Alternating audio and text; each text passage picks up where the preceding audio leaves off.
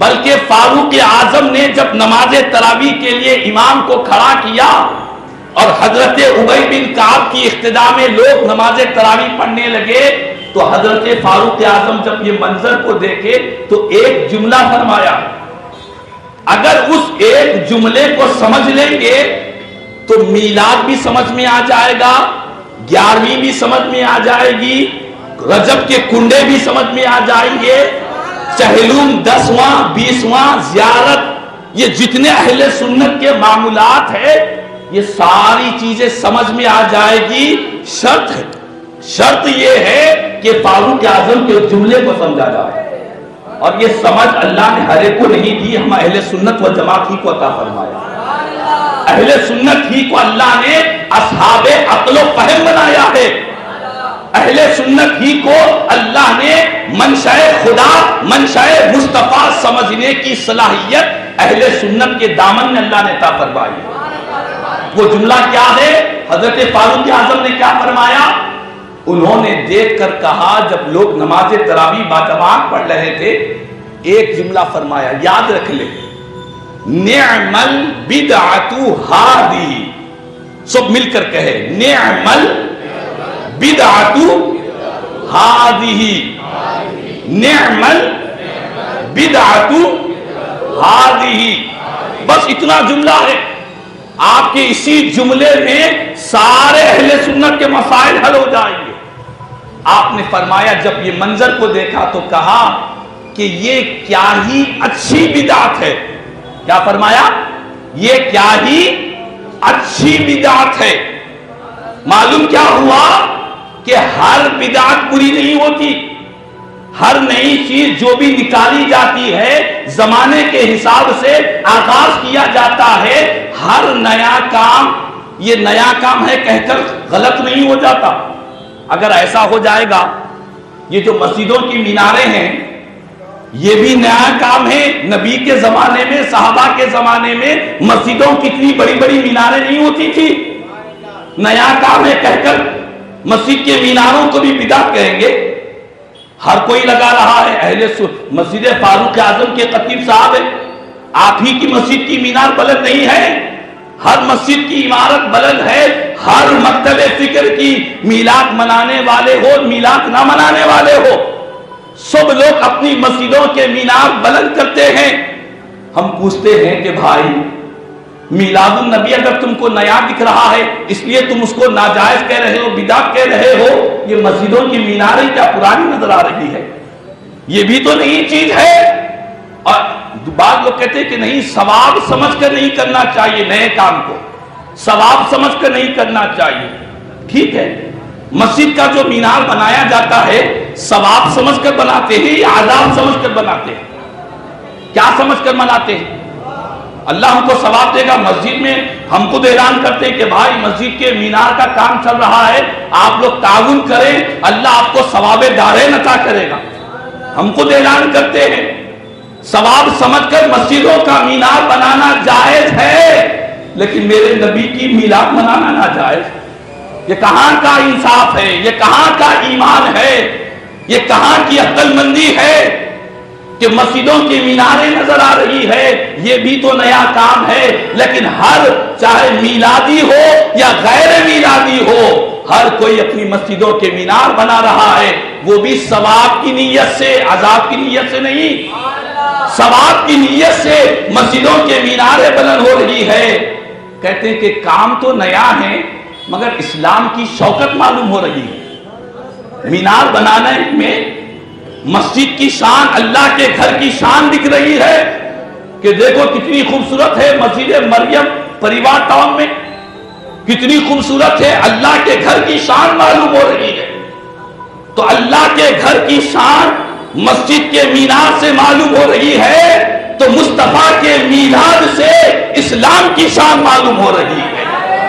مصطفیٰ کے میلاد سے اسلام کی عظمت کا جھنڈا بلند کیا جا رہا ہے. تو کہنے کا مقصد یہ ہے, دوسری جگہ تعویل کر رہے ہیں, دوسری جگہ تعویل کر رہے ہیں, سمجھا رہے ہیں کہ نہیں, جب ہمارے گھروں میں ہر چیز کی سہولتیں ہیں مسجدوں میں بھی ہونا چاہیے. نبی کے زمانے میں لوگ سجدہ کرتے ان کی جو مسجدیں تھی مسجدیں کچی ہوا کرتی تھی، وہ کچی مسجدوں کے پکے نمازی تھے اور ہم پکی مسجدوں کے کچے نمازی ہیں۔ وہ نبی کے صحابہ ہے، جب سجدہ کرتے تو پیشانی پر ان کے نشان پر جایا کرتے، گرد و غبار لگی کرتی۔ آج ہم سجدہ کرتے ہیں تو نرم نرم غالینوں پر سجدہ کر رہے ہیں۔ یہ جو مسجدوں میں غالین بچھائی گئی، کیا نبی کے صحابہ کے زمانے میں مسجدوں میں غالینیں بچھائی جاتی؟ مسجدوں میں اے سی لگایا جاتا؟ نہیں۔ اور یہ جتنے کام مسجد کے اندر ہو رہے ہیں سب ثواب کی نیت سے ہو رہے ہیں، ثواب کی نیت سے ہو رہے ہیں۔ تو نبی کا میلاد جب مناتے ہیں تو پھر یہاں پر کیوں اعتراض ہوا کرتا؟ بات صرف اسی کی نہیں ہے، ایسی میں سینکڑے مثالیں دوں گا، سینکڑوں مثالیں دوں گا۔ ہم جو قرآن پڑھتے ہیں، ہمارے گھروں میں قرآن مجید ہے، ہمارے قرآن پر اعراب لگے ہوئے ہیں۔ اعراب کیا ہے؟ یا حفاظ کرام بھی بیٹھے ماشاءاللہ سے، ان سے پوچھیں۔ زبر زیر پیش، دو زبر دو زیر دو پیش، کھڑا زبر کھڑی زیر الٹا پیش، یہ پورے اعرابان جو قرآن میں نظر آ رہے ہیں، یہ اعراب بھی نبی کے زمانے میں قرآن میں نہیں تھے۔ نبی کے زمانے میں قرآن کے اندر اعراب نہیں تھے۔ اس کے بعد حضرت صدیق اکبر کا زمانہ آیا، ان کے زمانے میں بھی قرآن میں اعراب نہیں تھے۔ ان کے بعد حضرت عمر فاروق کا زمانہ آیا، ان کے زمانے میں بھی قرآن پر اعراب نہیں۔ چاروں خلفائے راشدین کا زمانہ گزر گیا، وہ بغیر نقطوں والی بغیر اعراب والی قرآن پڑھا کرتے تھے، لیکن بعد میں حالات کو دیکھ کر قرآن کے اندر اعراب کا اضافہ کیا گیا، اعراب کا اضافہ کیا گیا۔ غلط کیا گیا یہ نہیں کہہ رہا ہوں، حق کیا کرنے والوں نے، لیکن بتلا رہا ہوں کہ قرآن میں اعراب لگانا یہ بھی تو بدعت ہے، یہ بھی تو ایک نیا کام ہے۔ اگر ہر نیا کام بدعت ہے، گمراہی ہے، جہنم میں لے جانے والا ہے، تو پھر قرآن کے اعراب کو کیا کہیں گے؟ ایسے لوگوں کو کہا جائے گا کہ ٹھیک ہے بھائی، آپ ایسی قرآن مجید لائیں جس پر اعراب نہیں ہے، ویسی قرآن پر آپ پڑھیں، نہ زبر ہے، نہ زیر ہے، نہ پیش ہے۔ قسم بخدا قرآن پڑھنا تو دور کی بات ہے، ایک آیت بھی نہیں پڑھ سکیں گے، ایک آیت بھی نہیں پڑھ سکیں گے۔ ہر مکتب فکر کے پاس اعراب والی قرآن ہے، اعراب والی قرآن بھی بدعت ہے، نیا کام ہے، لیکن اس کو برا نہیں کہا جاتا۔ پھر کون سی بدعت ہے؟ بدعت تو ہے، لیکن کون سی بدعت ہے؟ وہ بدعت حسنہ ہے، اچھی بدعت ہے، کرنے والے کو ثواب ملے گا۔ قرآن پڑھیں گے حالانکہ اعراب ہے، نبی کے زمانے میں نہیں، خلفائے راشدین کے زمانے میں اعراب نہیں ہے، قرآن پڑھ رہے ہیں تو ثواب مل رہا ہے۔ بدعت ہے قرآن پر اعراب لگانا، لیکن بری بدعت نہیں ہے، اچھی بدعت ہے۔ آپ پوچھیں گے اچھی بدعت کہاں سے آئی؟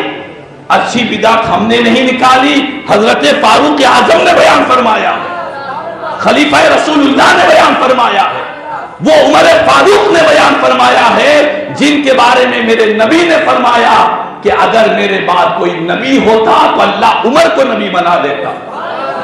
اچھی بدعت کا اعلان کرنے والے، بدعت حسنہ کہنے والی جو ہستی ہے وہ فاروق اعظم ہے، جن کے بارے میں میرے نبی نے فرمایا کہ فاروق کے دل پر، ان کی زبان پر ہمیشہ حق بات جاری ہوا کرتی ہے۔ انہوں نے کہا کہ نعم البدعۃ ہذہ، یہ کیا ہی اچھی بدعت ہے۔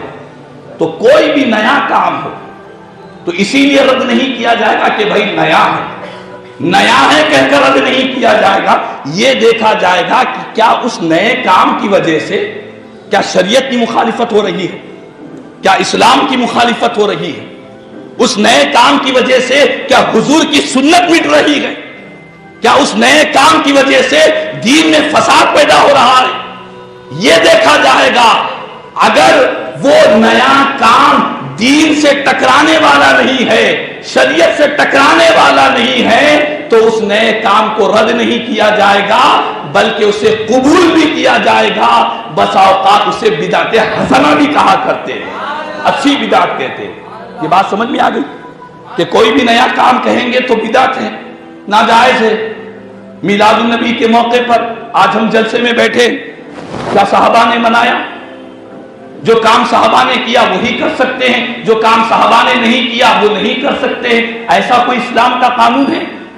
کیا قرآن میں اللہ نے فرمایا کہ میرے نبی جو میرے صحابہ نبی کے صحابہ جو کرے وہی تمہارے لیے جائز، جو نہ کرے وہ تمہارے لیے ناجائز؟ کیا ایسا کوئی اسلام کا قانون ہے؟ کس نے کہا ہے یہ بات؟ یہ بات صرف میلاد کے مہینے میں یاد آتی ہے کہ دیکھو صحابہ نے میلاد نہیں منایا، تم منا رہے ہو۔ آج دینی مدرسوں میں کچھ کتابیں پڑھائی جاتی ہیں اصول حدیث کے نام سے۔ اصول حدیث کا علم دینی مدارس میں پڑھاتے ہیں، اصول فقہ پڑھاتے ہیں، اصول تفسیر پڑھاتے ہیں۔ ہر مکتب فکر کے جتنے مدارس ہیں اصول فقہ، اصول حدیث اور کئی اصول کی کتابیں پڑھاتے ہیں۔ یہ جتنے علوم پڑھاتے ہیں کیا نبی کے صحابہ نے یہ علوم پڑھائے ہیں؟ اصول حدیث، اصول فقہ، اصول تفسیر۔ ہمارے پاس مفسر قرآن بیٹھے ہوئے ہیں، تفسیر دیا کرتے ہیں بڑے پیارے انداز میں، صدر جلسہ، تفسیر کے اصول ان کو معلوم ہے۔ لیکن نبی کے صحابہ کے زمانے میں نہ اصول تفسیر، نہ اصول فقہ کی کوئی کتاب تھی، نہ اصول حدیث کی کوئی کتاب تھی۔ لیکن آج ہر کوئی پڑھا رہا ہے اور سب کہتے ہیں کہ بھائی نیا ہے لیکن اچھی بدعت ہے، اچھی بدعت ہے۔ تو کہنے کا مقصد یہ ہے کہ اگر دین میں کوئی نیک کام شروع کیا جا رہا ہے فرض سمجھ کر نہیں، مستحب سمجھ کر، ہم میلاد مناتے ہیں۔ میلاد النبی منانا کیا ہے؟ کیا آج تک کسی عالم دین سے آپ نے سنا کہ میلاد منانا فرض ہے؟ کیا آج تک کسی سے آپ نے سنا کہ میلاد منانا واجب ہے؟ آج تک کسی نے نہیں کہا ہر ذمہ دار عالم دنیا بھر میں میلاد منانے والے ہر عالم دین کی کتاب اٹھا کر دیکھ لے، تقریر اٹھا کر دیکھ لے، سب کہتے ہیں کہ میلاد مناؤ، میلاد منانا مستحب ہے، میلاد منانا مستحب ہے۔ کیسے مستحب ہے؟ اللہ کا کلام قرآن کہہ رہا ہے قُلْ بِفَضْلِ اللَّهِ وَبِرَحْمَتِهِ فَبِذَلِكَ فَلْيَفْرَحُوا کہ محبوب آپ کہہ دیجئے اللہ کے فضل پر، اللہ کی رحمت پر خوشیوں کا اظہار کیا جائے۔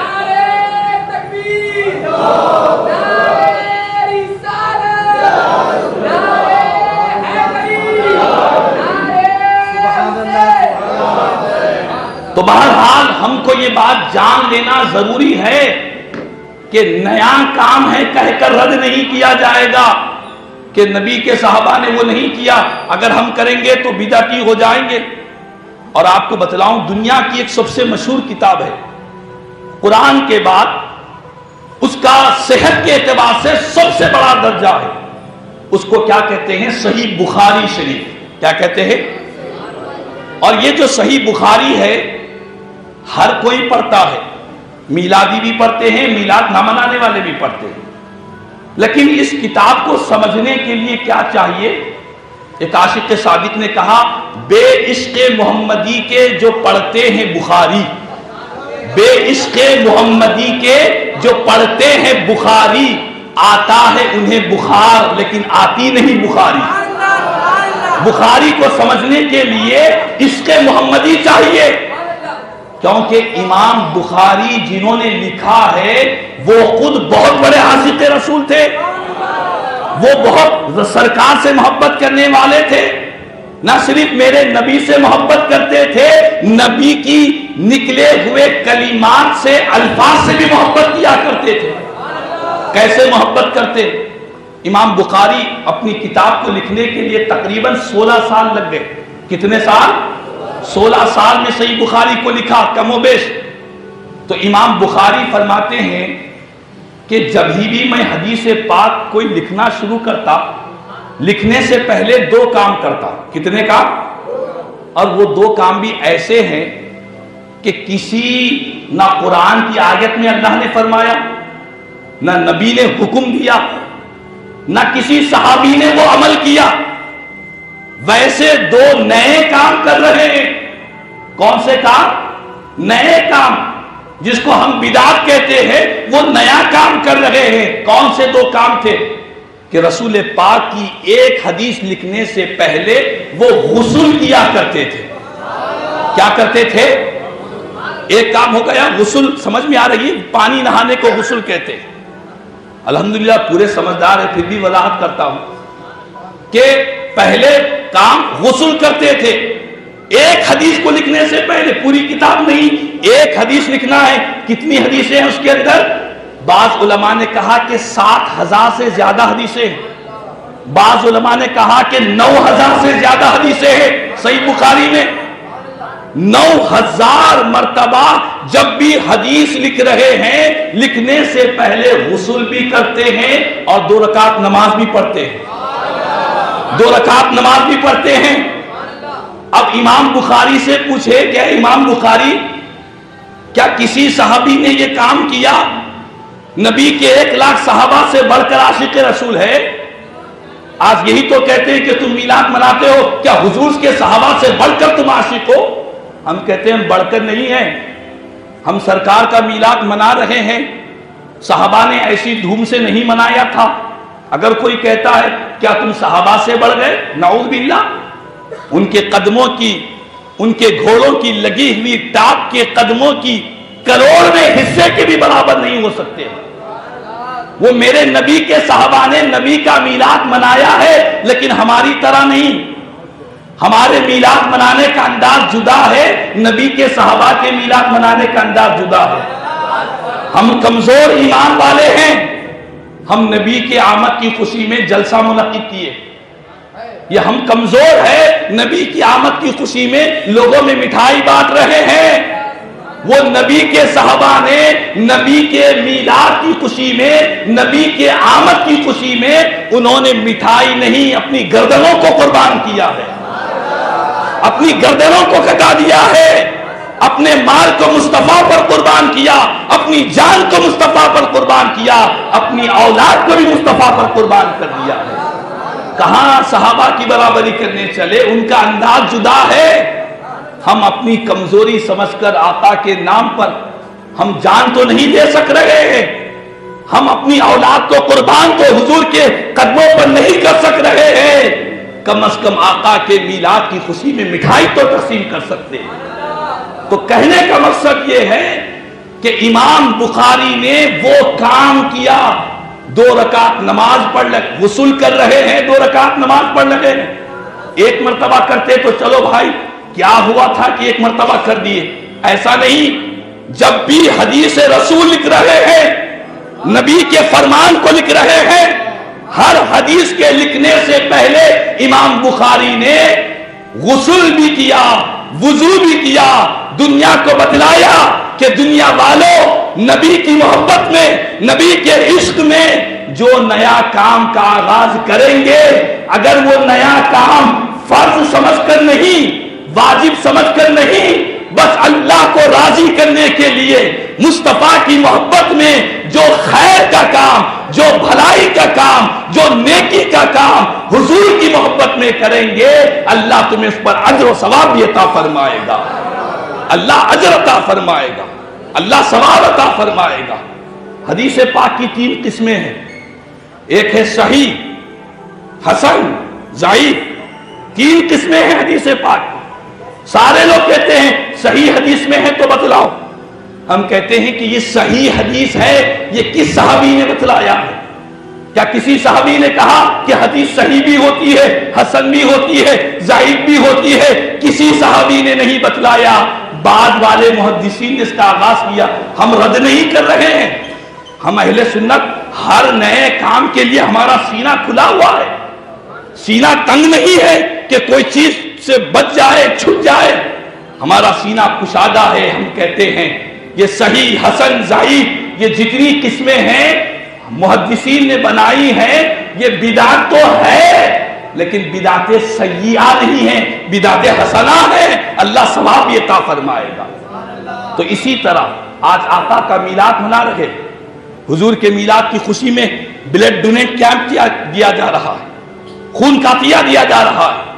یقیناً نبی کے صحابہ کرام نے 12 ربیع الاول کی تاریخ میں ایسا کام نہیں کیا، لیکن نہیں کیا کہہ کر وہ کام ہمارے لیے ناجائز نہیں ہوگا.